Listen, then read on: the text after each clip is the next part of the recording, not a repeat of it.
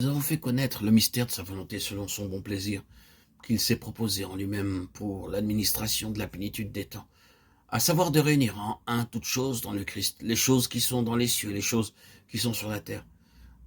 En lui, nous avons aussi été faits héritiers, ayant été prédestinés selon le propos de celui qui opère toutes choses, selon le conseil de sa volonté.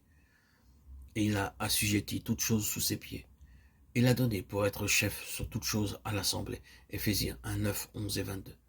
Il y a dans la déclaration de ce passage trois parties principales. La volonté et le dessein éternel de Dieu. Christ, le centre de ce dessein.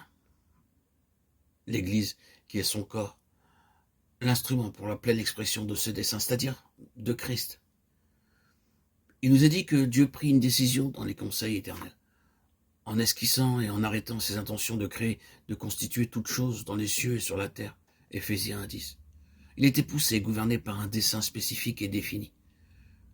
Ce dessein est mentionné plusieurs fois dans le Nouveau Testament et il nous est montré que différentes choses y sont reliées. Il est des plus importants que nous reconnaissions le fait que le dessein de Dieu est un, bien qu'il y ait plusieurs phases dans l'activité divine. Rien n'est une fin en soi. La première loi de la plénitude spirituelle, et remarquons que la plénitude est précisément ce qui est en vue, c'est de saisir le fait et la nature de ce dessein de Dieu qui gouverne tout. Il est impressionnant et douloureux de reconnaître que dans les choses qui sont associées ici-bas au Seigneur, il y en a si peu qui soient réellement marqués par la plénitude spirituelle.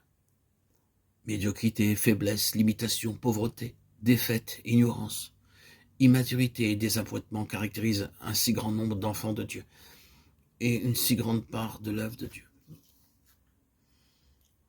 C'est une des choses qui cause tant de détresse, de recherche et d'efforts dans certains milieux. N'en trouverait-on pas l'explication dans le fait que rien de ce qui n'est qu'une part d'un tout ne peut atteindre ni réaliser le dessein tout entier?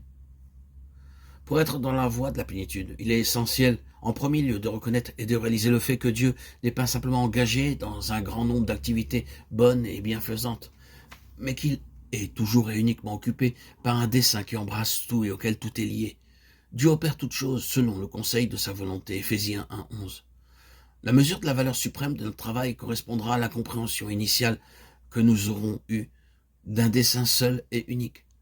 Lorsque cela sera établi, nous arriverons bientôt à voir ce qu'est le dessein et comment et par quels moyens il sera réalisé.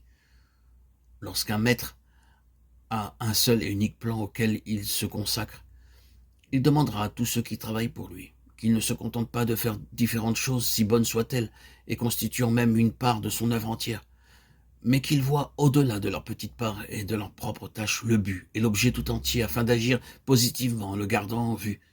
Il sera favorable à ceux qui viendront travailler pour lui et aux moyens qu'ils emploieront dans la mesure où ils auront à cœur le but tout entier. La mesure de ses ressources et de sa plénitude leur sera accordée sur cette seule base. Il en est de même pour Dieu.